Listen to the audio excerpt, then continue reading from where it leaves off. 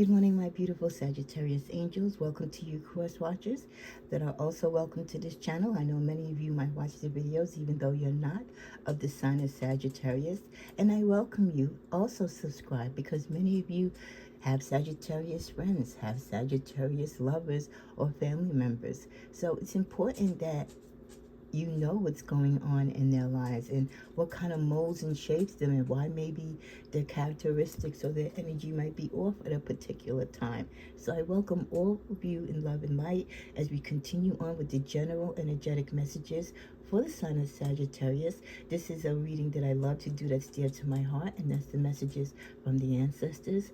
So humbly in spirit, we bow our head as we cleanse the space and we call upon the ancestors of Sagittarius to be present, to instill in me and guide me to the messages that they feel are pertinent for Sagittarius during this month of March. The space and cards have been blessed and prayed for. We are starting this timestamp of the video at 1:05.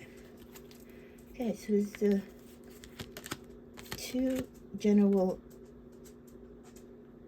quotes that they want you to hear this month. Work hard, Sagittarius, for what you want, because it won't come to you without a fight. So work hard for what you want, because it won't come to you without a fight. So that's just a reminder from your ancestors. Nothing in life comes easy. The more you desire something, probably the more challenges and difficulties you're going to have going towards achieving it. So if you give up easy, if you're not up for the struggle, then that particular wish or that particular job or whatever it is that you want to conquer or manifest is not meant for you. So work hard for what you want, because it won't come to you without a fight. The other message they want to give you is to achieve greatness. Start where you are. Use what you have and do what you can. And that's beautiful, because, you know, I always try to emphasize on this channel for us to stay within our own lane, to be the individuals that we were destined to be, to live in our own skin, not to copy or be like the Joneses. And that's basically what your ancestors want you to do. They know, like no other time in life, definitely not in their time, there wasn't this big sense of competition and do as I do, and there wasn't social media and, you know, all this instant gratification that everyone wants. A lot of people are too quick to give up their fight because they don't understand the struggle, or they are immune to it. So to achieve greatness, start where you are. That means wherever you are in your life at this moment, you can start.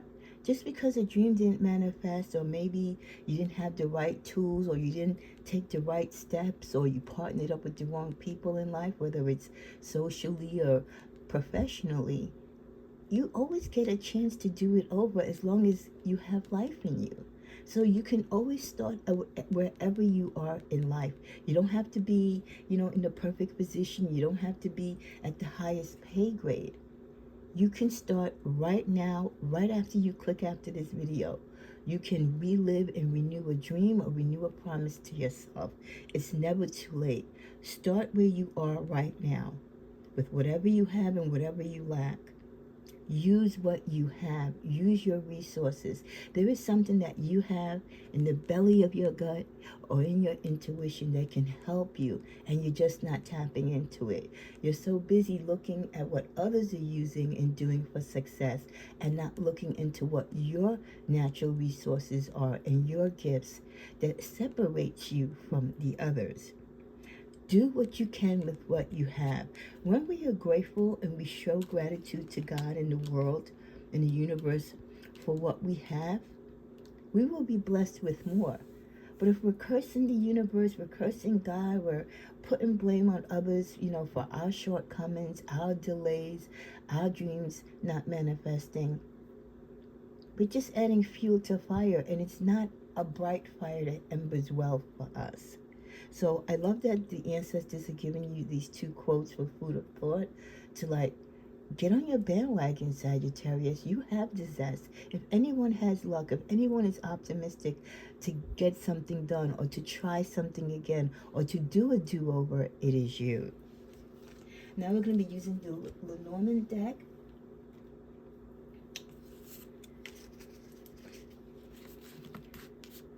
To see, they want me to pull 3 cards only, so let's pull 3. Let's go right here. Well, actually, we had to pull 4 because Lenormand, right? So let's pull 4. Okay, ancestors, what other messages do you have for Sagittarius for this month of March? All prayers to any of you who have lost loved ones during this spiritual season. May they be received with light and love in the kingdom of God, and may they have heavenly rest. And remember, we might lose them here physically in the body, but spiritually they are with us forever. They are our ancestors. We can go to them. They're our angelic angels, earthly angels that have now gone back to home. So you have not, again, another sense of resource to help you with your prayers and your manifestations. So we get the energy of the cat, the woman, the rider, and the bouquet. So with the energy of the cat, the ancestors, so the cat represents friends. They might be looking at your friend circle. They might be saying, you have support. You might feel alone. You might be going through a situation where you feel that you don't have anyone. Maybe you don't live near close friends. You're kind of like disengaged from your family members. When you feel lack of support or you feel lack of loyalty, your ancestors want you to know that they're there. There is a woman energy next to that. And so this could be that you might, they sense that some of you sometimes have problems maintaining friendships with women. And it could be because of ego, could be because other women are jealous of you. And this is from my male and female Sagittarius. You can have females that are jealous of males, okay? Just like how you have females that are jealous of females. So they see this going on. So they do have slight concern, but they want you to know that when you feel like your friends have betrayed you or you don't have loyal friends, to come to them in prayer. And they'll help you go through it. Because trust me, your ancestors, I'm quite sure, have had many friendships during their lifetime that went awry. And the good thing about friendships that we have to remember as you get older, they're supposed to wither away. Because at the end of the day, they're all just part of our journey. And if you have within one hand 5 friends that you really consider to be loyal, you're very lucky, even if you have 2. So don't take it to heart. With the rider, that when you attach it to the woman energy, that's like women coming in and out of your life, friendships coming in and out of your life. It's the natural progression of life and friendships. When we combine the rider with the bouquet, they want you to know that love, friendship, joy, peace is always with you. It's always coming in to rescue you and to guide you just when you think that you are alone. So there are different ways and forms of how love and friendship comes to you.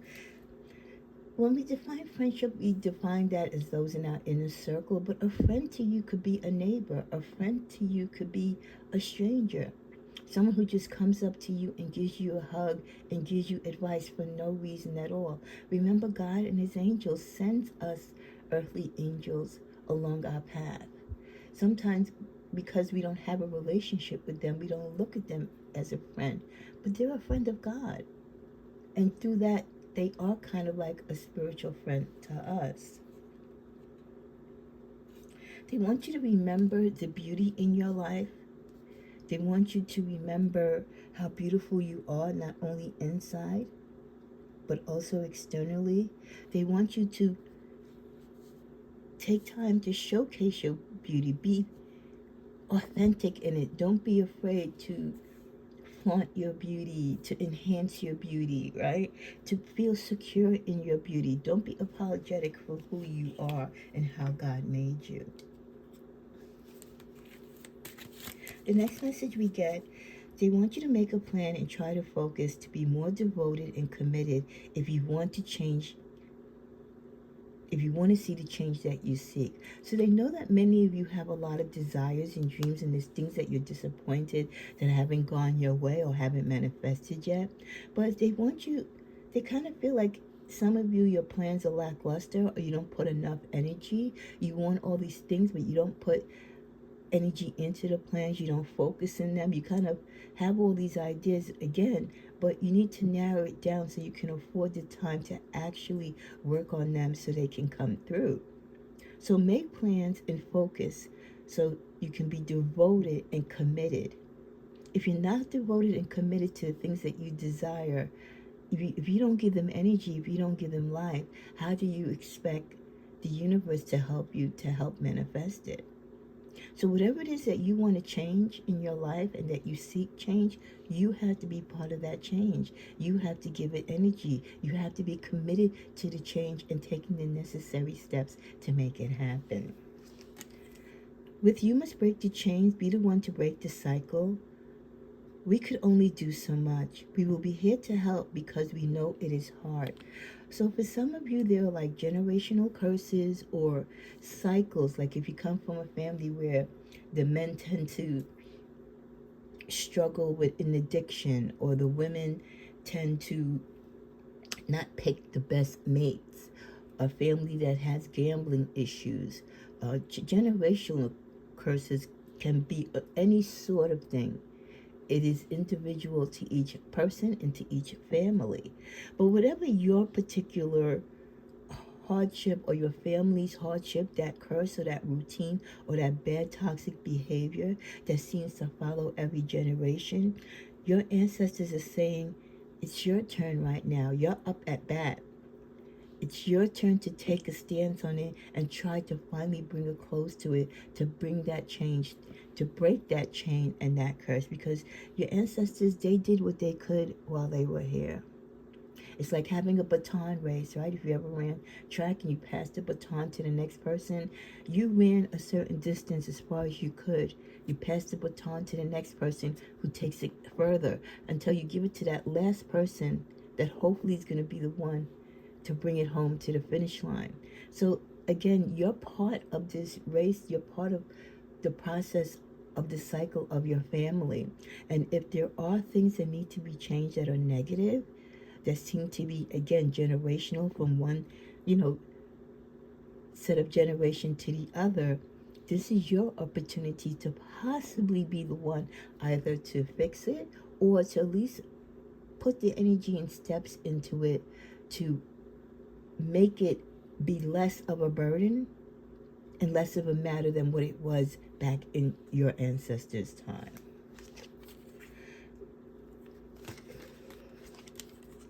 If it doesn't bring peace or purpose, then don't give it your attention, time, or energy.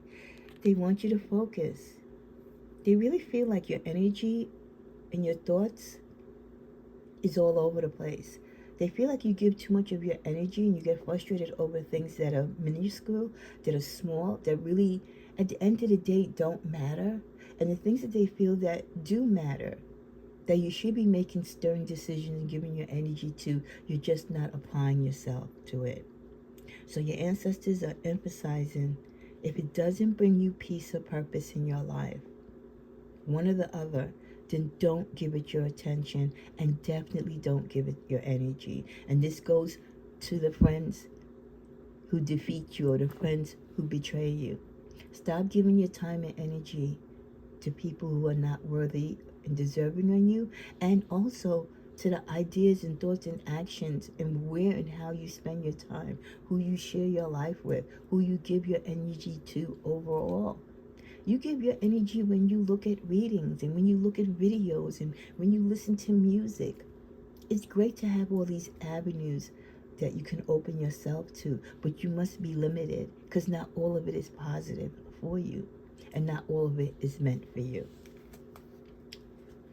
In the middle of the deck, we get, you'll be amazed at what you'll attract when you start believing in yourself and what you deserve. Some of you might have lost your mojo, so to speak. But the ancestors want you to know that you'll be amazed if you just start.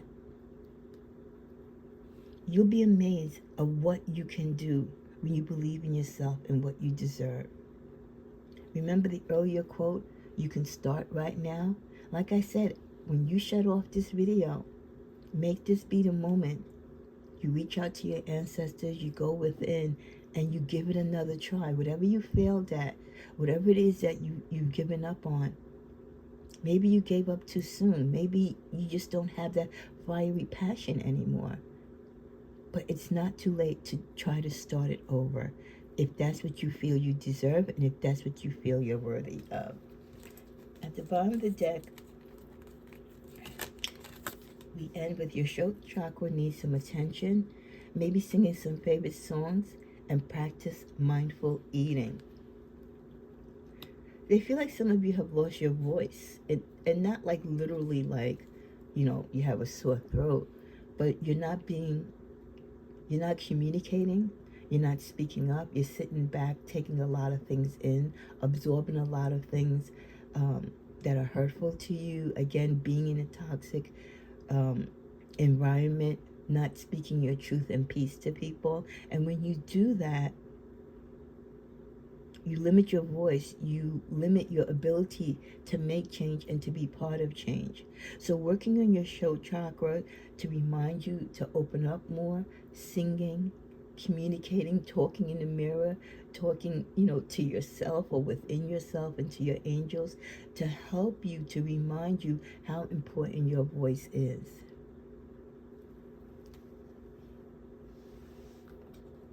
As we come to a close,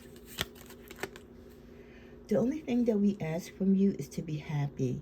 Know that every time you pray for us, we are happy you are doing this.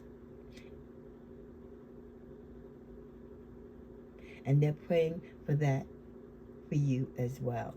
So what your ancestors are saying is, they don't want much from you. I know many of you still feel like you've disappointed your parents or your grandparents or your husband or a spouse, whoever's left you that's in the heaven realm.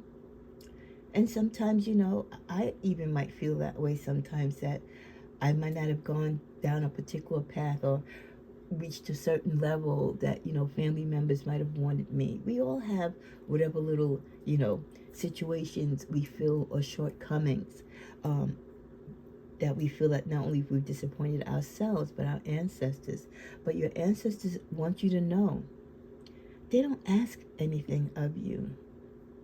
They are good where they're at. They're at peace. They worry about us and the peace that we have or the lack of peace that we have. The only thing they want for us or ask of us is for us to be happy. Try to live on, even though they're not here. Try to make the best of life. Learn from the tools that they've left us. And know that every time you pray for them, they in turn are praying for you. I think that's so beautiful. Every relative and friend you think about is here at this moment. And they send you their love. So there are ancestors with us at this moment, even as we do this reading, that are here in spirit, sending their love, giving you an emotional hug, a beautiful smile, and a warm greeting. Please make an effort, they say, today to notice the signs that I'm sending you. If you're closed off and you're not tapped in, if you don't communicate and reach out to your ancestors and your loved ones that are passed on, how are you to ever know that they also are thinking of you, that they also are praying for you, that they also miss you? They feel that some of you are so busy in this earthly life that you forgot that they existed, that even though they don't live here, they do live in the spirit. So please make an effort today to notice the signs that they're sending you, because again, sometimes when you want an answer to a prayer, it's coming from them. They're sending you signs. But if you're not receptive and you're not focusing in on it, and again, you're kind of just wondering and taking care of all the unnecessary not the major things that you should be paying attention to, you will miss these important messages and guidance that your ancestors are sending you.